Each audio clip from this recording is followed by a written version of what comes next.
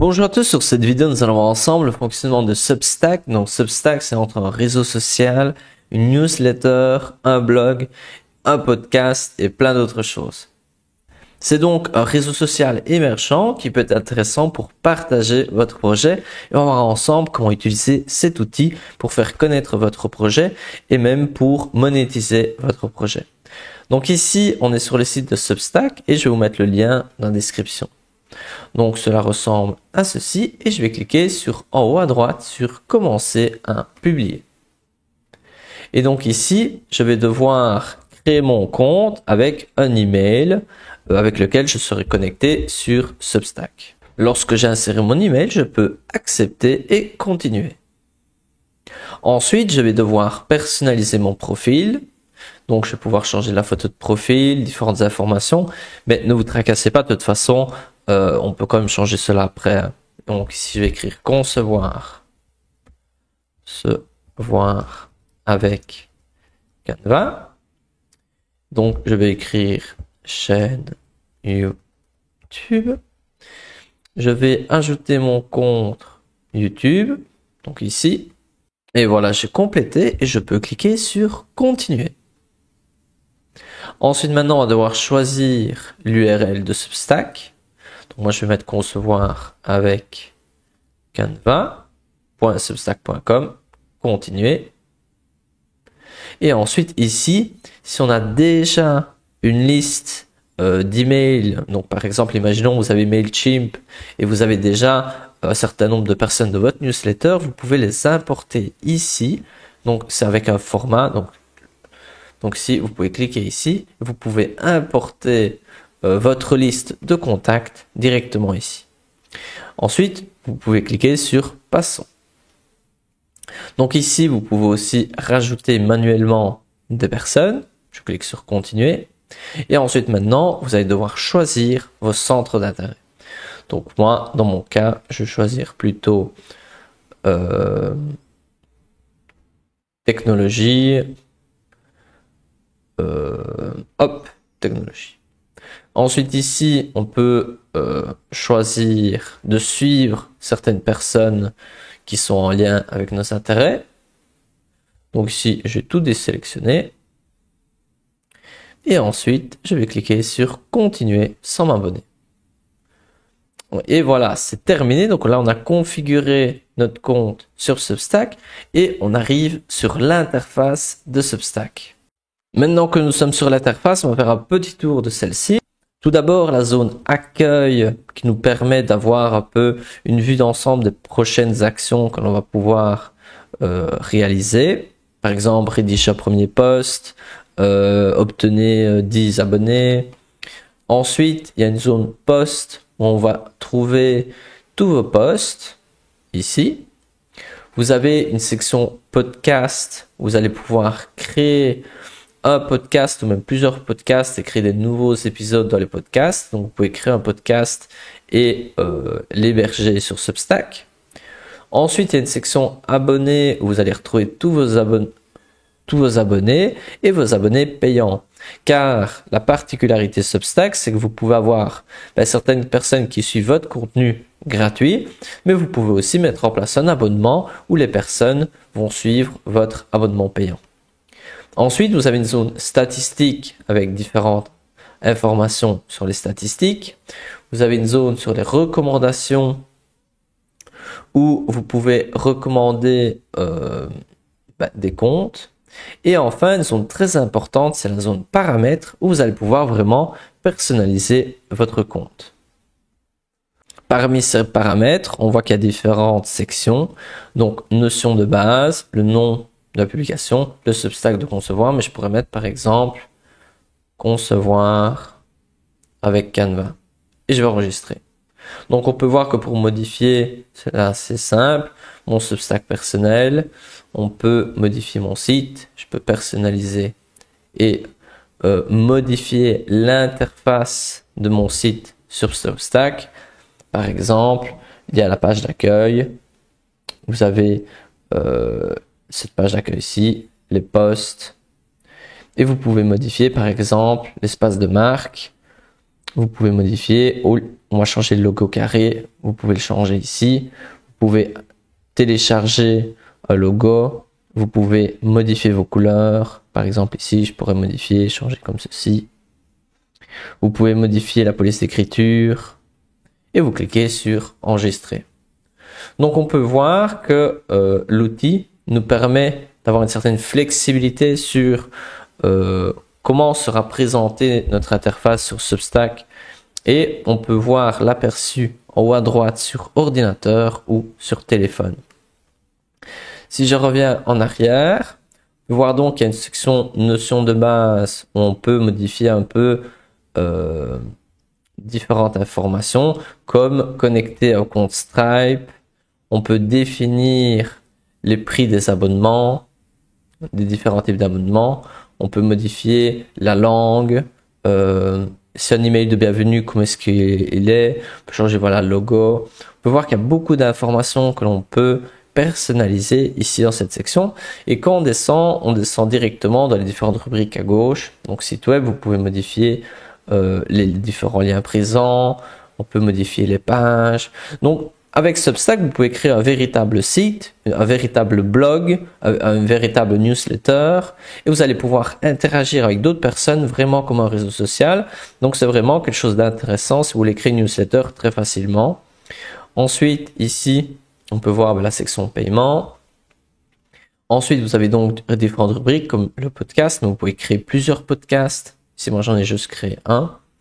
Ensuite, vous pouvez modifier les détails de publication.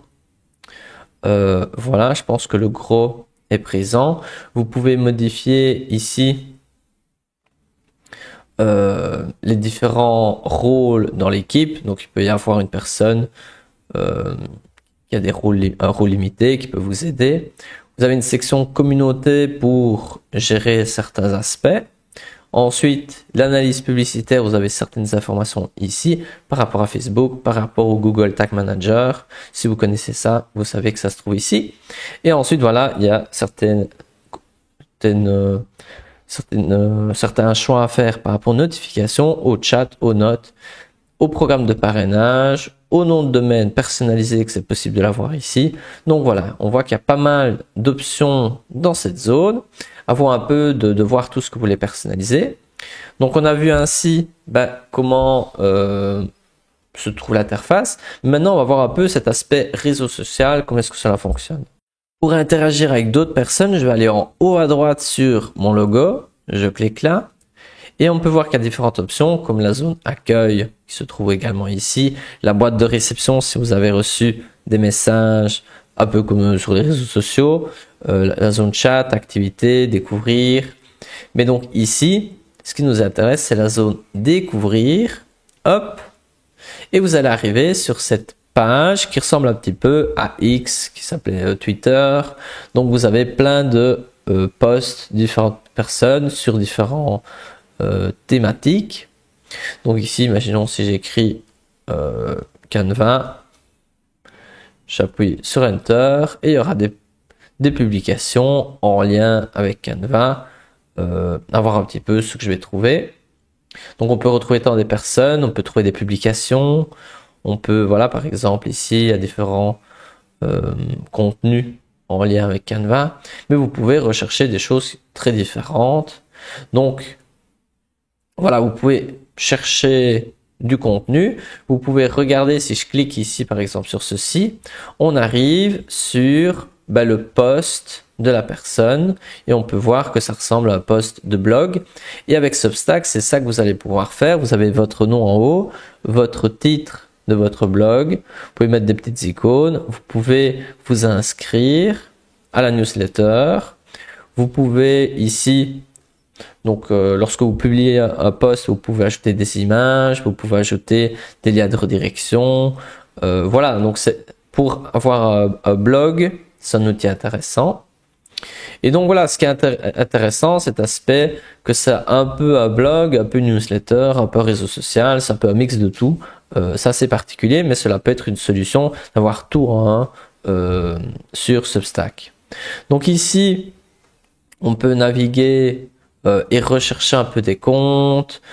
Les notes, c'est des petits tweets. si on peut les appeler comme ça. Est-ce qu'on peut publier tant des notes ou c'est simplement une petite tweet? Par exemple, Canva va avoir des nouveautés en mai. Et je clique sur Post. Donc on peut voir que c'est très simple de publier une note qui est un tweet, qui est, je ne sais plus comment on l'appelle avec X. Donc c'est ici un petit post, mais on peut aussi publier des articles de blog et on va voir cela ensemble, comment publier ces articles. Avant de voir comment publier les articles, je vais vous montrer qu'on peut s'inscrire simplement à la personne en cliquant sur Subscribe. Vous vous inscrivez et vous allez recevoir directement en quelque sorte une newsletter, parce que les articles de blog publiés par la personne vont arriver directement dans votre boîte mail. Donc ici, si on retourne sur en haut à droite, on peut voir qu'il y avait aussi d'autres rubriques, comme par exemple les paramètres, support, sortir, avoir l'application Substack. Donc on peut voir qu'il y a d'autres éléments, mais ici on va retourner sur l'accueil, donc même je vais retourner sur dashboard pour regarder notre site et je vais créer un post qui est en quelque sorte un article de blog. Je vais cliquer sur nouveau post. Je peux choisir est-ce que je fais un post de quel type, est-ce que je fais une vidéo, un audio, un fil de discussion, nouvelle note. Moi, je vais cliquer sur post classique, mais on peut voir qu'il y a plusieurs options. Et donc ici, on va voir un petit peu. Bon, je vais mettre pas maintenant. Je vais pouvoir ajouter un titre. Je vais mettre nouveau post. Je peux ajouter un sous-titre. Super cool. Je peux commencer à écrire.